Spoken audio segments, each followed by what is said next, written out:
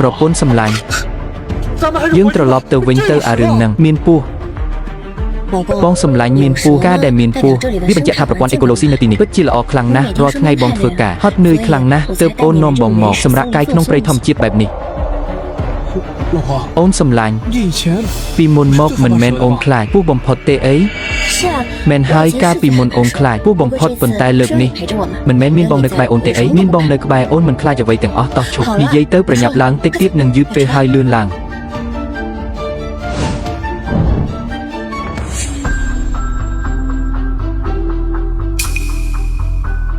快走吧，时间来不及了，一会儿要迟到了。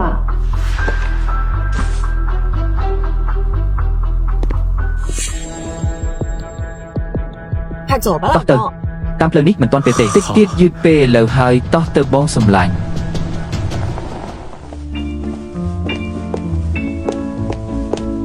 បងស្រីពួកបងមកដល់ហើយបងចាំឡើងចង់អស់ចិត្តទៅហើយបងសម្លាញ់នេះគឺជាអ្នកដែលអូនធ្លាប់ប្រាប់បងថាជាមិត្តល្អបំផុតរបស់អូនឈ្មោះជីនីងបងប្រុសចៅ